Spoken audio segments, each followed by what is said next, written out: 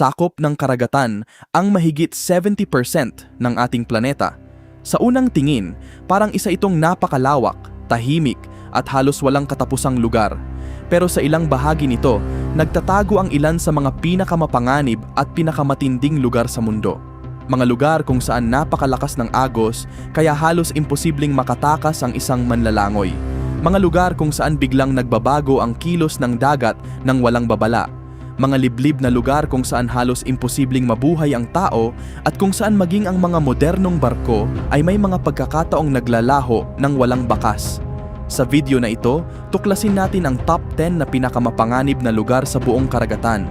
Hindi tayo mag-uusap tungkol sa mga alamat o kwentong bayan, kundi tungkol sa mga tunay na pag-aralan at dokumentadong lugar na dahil sa iba't ibang dahilan ay nakakuha ng nakakatakot na reputasyon. Maghanda na dahil mula ngayon, pupunta tayo sa ilan sa pinakamapanganib na bahagi ng karagatan. Pero bago tayo magsimula, kung bago ka pa lamang sa aming channel, mag-subscribe ka na para naman lagi kang updated sa mga ganitong uri ng video. Number 10. Sargasso Sea. Sa gitna ng North Atlantic matatagpuan ang isang kakaibang dagat na walang katulad sa mundo. Hindi ito direktang napapaligiran ng anumang baybayin. Sa halip, ang Sargasso Sea ay nabubuo at napapaligiran lamang ng mga agos ng karagatan at umaabot sa lawak na milyon-milyong kilometro kwadrado. Ang pinakakapansin-pansing katangian nito ay ang napakalaking kumpol ng lumulutang na mga damong dagat na tinatawag na sargassum. Sa ilang bahagi, bumubuo ang mga ito ng parang malalawak na karpet sa ibabaw ng dagat. Sa loob ng maraming siglo, nagdulot ng pangamba ang lugar na ito sa mga mandaragat.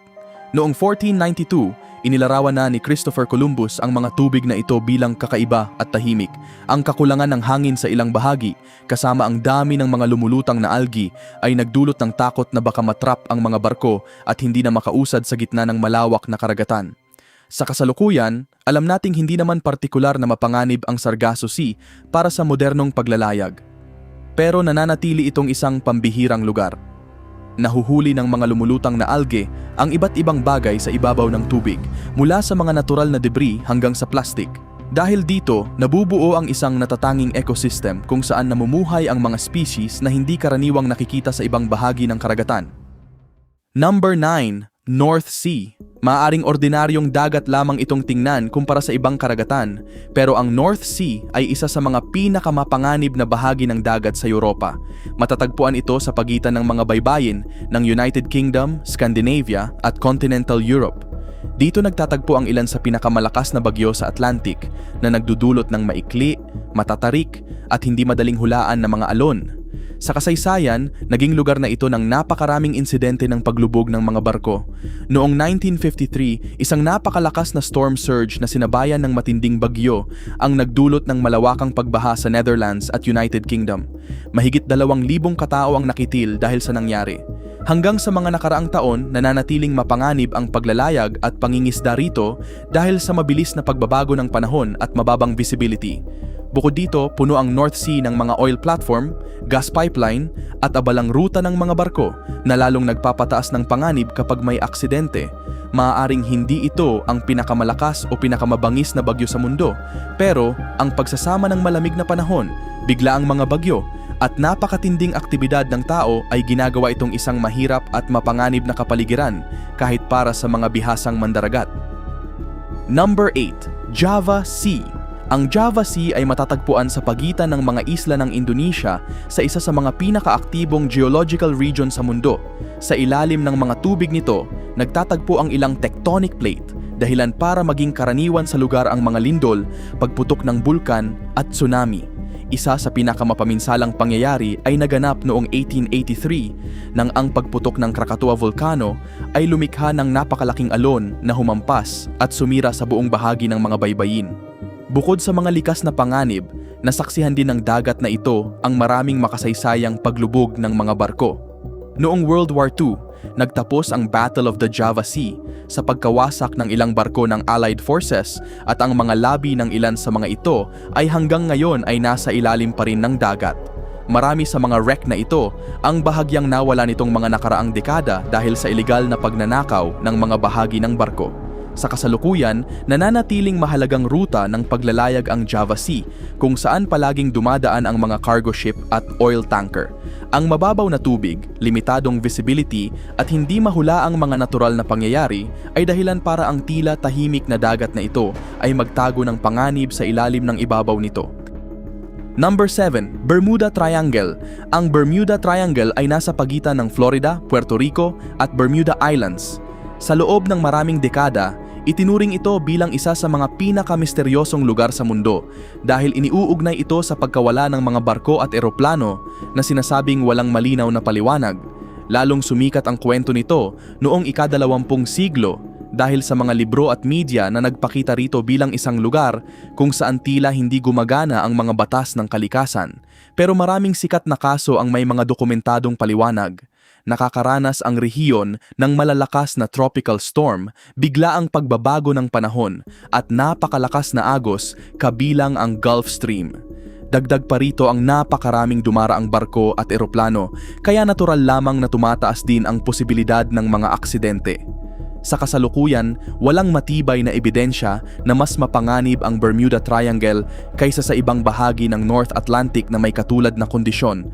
Wala ring matibay na ebidensya tungkol sa mga magnetic anomaly o supernatural na pangyayari. Gayunpaman, ipinapakita ng kwento ng Bermuda Triangle kung paano ang pagsasama ng karagatan, pabago-bagong panahon at pagkakamali ng tao ay maaaring lumikha ng ilan sa pinakamatagal na misteryo sa kasaysayan ng paglalayag.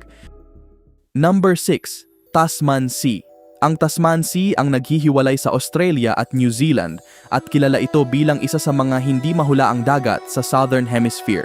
Dito nagtatagpo ang magkakaibang uri ng air mass, kaya maaaring biglang magbago ang panahon. Ang dating kalmadong dagat ay maaaring maging isang mapanganib na kapaligiran sa loob lamang ng ilang oras na may malakas na hangin at dambuhalang alon. Sa buong kasaysayan, naging lugar ito ng maraming paglubog ng barko, lalo na noong ika-19 na siglo nang isa itong mahalagang ruta para sa komersyal na paglalayag. Ang magkakasalungat na alon, komplikadong agos at biglaang mga bagyo ay madalas na nakagugulat sa mga barkong kakaunti ang oras para makapag-react. Hanggang ngayon, nananatili ang reputasyon ng Tasman Sea. Ang mga ocean race tulad ng sikat na Sydney to Hobart Yacht Race ay nakaranas na ng malulubhang aksidente dahil sa matitinding bagyo. Hindi man ito ang pinakamalamig o pinakamalakas na dagat sa mundo, ang kakayahan nitong maging mapanganib ng walang babala ang dahilan kung bakit isa ito sa mga bahagi ng karagatan na lubos na iginagalang ng mga mandaragat. Number 5. Bering Sea. Ang Bering Sea ay nasa pagitan ng Alaska at Russia at kilala bilang isa sa mga pinakamapanganib na dagat sa mundo, lalo na para sa mga taong nagtatrabaho rito. Sa malaking bahagi ng taon, natatakpan ito ng yelo at nakakaranas ng matinding lamig, malalakas na hangin, at mga bagyong maaaring biglang dumating ng halos walang babala. Dito, maaaring maging napakamahal ng isang pagkakamali. Lalo itong sumikat dahil sa napakataas na bilang ng mga aksidenteng nagaganap sa industrial fishing, partikular sa paghuli ng king crab. Ang mga barkong overloaded, yelong namumuo sa deck, at malalakas na alon ay naging dahilan ng napakaraming paglubog ng barko.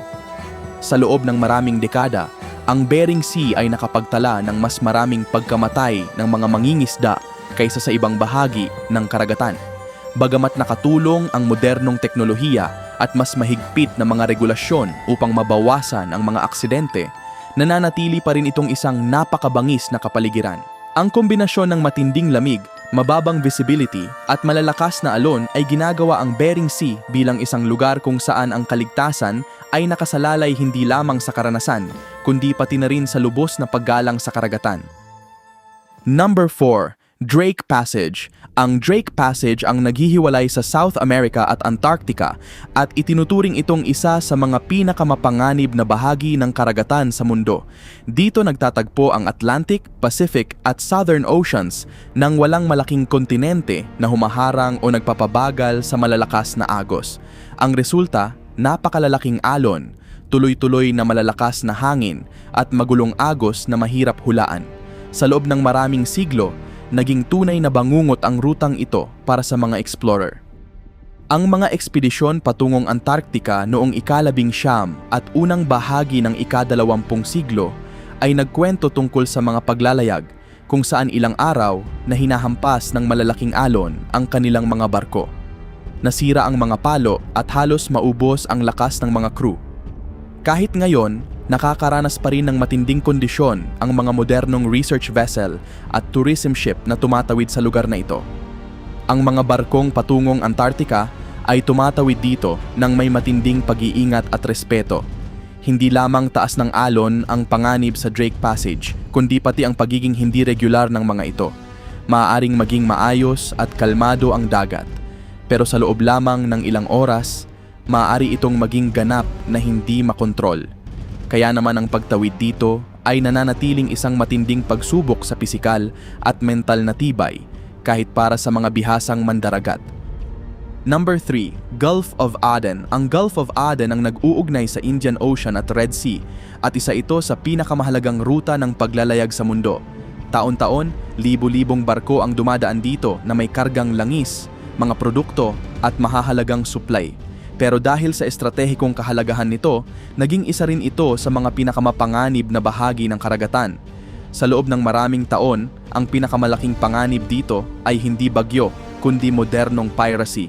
Simula noong 2000, nagsimulang mang-hijack ng mga merchant ship ang mga armadong grupo mula Somalia, kumukuha ng buong crew at humihingi ng milyon-milyong dolyar na ransom. May ilang barko na pinanatili ng ilang buwan sa gitna ng dagat. Dagdag pa rito ang mahihirap na natural na kondisyon. Malalakas na agos, matinding init, at mababang visibility sa ilang panahon ng taon.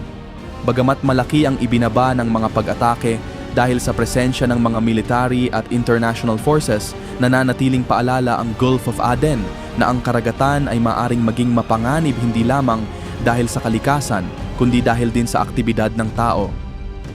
Number 2, Mariana Trench. Sa Western Pacific Ocean, matatagpuan ang pinakamalalim na kilalang bahagi ng planeta, ang Mariana Trench. Dito matatagpuan ang isang napakalalim na kailaliman na umaabot sa halos 11,000 meters sa ilalim ng dagat. Sa ganitong lalim, ang pressure ay mahigit 1,000 beses na mas mataas kaysa sa ibabaw ng dagat. Napakatindi ng pressure na hindi makakaligtas ang katawan ng tao kung direktang malalagay sa ganitong kondisyon. Sa loob ng maraming dekada, halos hindi naaabot ng tao ang lugar na ito. Iilang ekspedisyon lamang ang nakapaglakbay hanggang sa pinakailalim, kabilang ang makasaysayang pagsisid ng Trieste Batiscaf noong 1960, pati na rin ang mga modernong exploration gamit ang mga espesyal na submersible. Kahit sa tulong ng makabagong teknolohiya, napakalaki pa rin ng panganib sa bawat pagbaba sa kailaliman. Ang panganib sa lugar na ito ay hindi nagmumula sa mga bagyo o malalakas na agos. Nagmumula ito sa matinding pisikal na kondisyon ng mismong kailaliman ng karagatan. Ang ganap na kadiliman, halos nagyayelong temperatura at pressure na kayang mag-deform ng bakal ay ginagawa ang Mariana Trench na isang natural na hangganan ng kakayahan ng tao na mag-explore. Isa itong paalala na kahit nasa ika-21 siglo na tayo, mayroon pa ring mga bahagi ng karagatan na mas mahirap marating kaysa sa kalawakan mismo. Number 1, Southern Ocean. Ang Southern Ocean ay ganap na nakapaligid sa Antarctica at para sa maraming eksperto, ito ang isa sa pinakamabangis at pinakamapanganib na karagatan sa mundo. Dito, walang kontinente na makakapagpabagal sa paggalaw ng tubig. Malayang umiikot sa buong planeta ang malalakas na circumpolar current ng walang malaking harang na lumilikha ng napakalalaking alon, tuloy-tuloy na malalakas na hangin at isa sa pinakamatitinding klima sa mundo. Sa loob ng maraming siglo, naging simbolo ng kapahamakan ang rehiyong ito para sa mga explorer at whaler. Maraming ekspedisyon patungong Antarctica ang natrap sa yelo o winasak ng malulubhang bagyo. Kahit ngayon, ang mga modernong barkong naglalayag sa mga tubig na ito ay kailangang harapin ang temperaturang mas mababa sa zero, mga iceberg na inaanod at mga bagyong mahirap hulaan. Ang tunay na panganib ng Southern Ocean ay hindi nakasalalay sa isang partikular na lugar, kundi sa tuloy-tuloy nitong kalupitan. Halos walang pahinga. Hindi kailanman ganap na kumakalma ang dagat at maaaring manatiling mapanganib ang kondisyon ng ilang araw o kahit ilang linggo.